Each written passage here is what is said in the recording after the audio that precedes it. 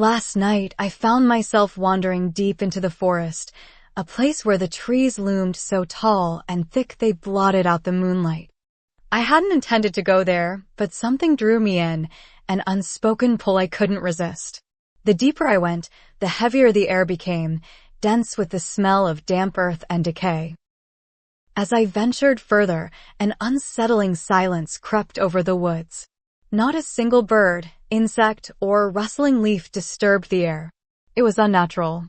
I should have turned back then, but curiosity, or something darker, pushed me on. I soon noticed the trees had begun to change. Their bark looked gnarled, twisted like they were screaming in frozen agony. Shadows danced between them, though no wind stirred. It was as if the forest itself was watching, waiting. I stumbled upon a narrow path that wound through the trees like a serpent. Against my better judgment, I followed it, the unease building in my chest.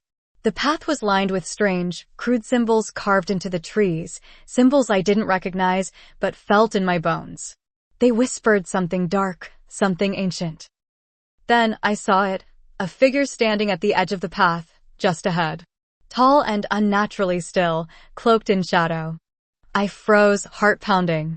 It didn't move, didn't breathe.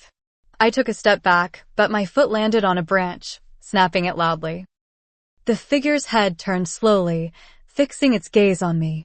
Its eyes glowed faintly in the dark, a sickly yellow light that made my blood run cold. I couldn't make out its face, but I knew whatever it wasn't human.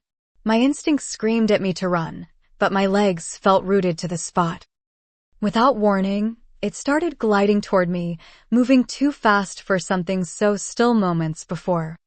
I finally managed to break free from my paralysis and bolted down the path, heart hammering in my chest, the sound of its pursuit echoing behind me. The path twisted and turned, and I nearly lost my footing several times, but I didn't dare stop. I could hear its ragged breathing now, too close, far too close. I veered off the path and crashed through the underbrush, hoping to lose it in the thick of the woods. I stumbled into a clearing, gasping for breath. The figure was nowhere in sight. For a moment, I thought I'd escaped. But as I looked around, I realized this wasn't a place of safety.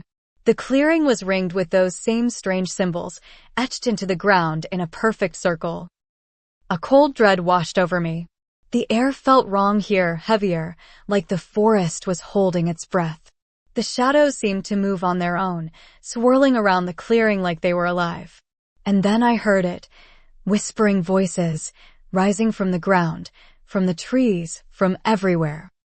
Before I could react, the figure reappeared at the edge of the clearing, but it wasn't alone. More shadows materialized from the trees, their glowing eyes piercing the darkness. They surrounded me, their whispers growing louder, incomprehensible, maddening. I tried to scream, but no sound came out. My body felt cold, numb, as if the life was being drained from me. The shadows closed in, their eyes locking onto mine, filling my mind with images of things too horrifying to comprehend. I was drowning in fear, in darkness. Just when I thought it was the end, I woke up, gasping for air. I was in my bed, drenched in sweat, heart racing. The forest was gone, the shadows a distant memory. But as I glanced out my window, I saw them, the same symbols, faintly glowing, carved into the trees outside my house. I haven't left my room since. I don't know if I'm still dreaming or if the forest followed me home. But I can feel it, lurking just beyond the edge of the light, waiting for night to fall again.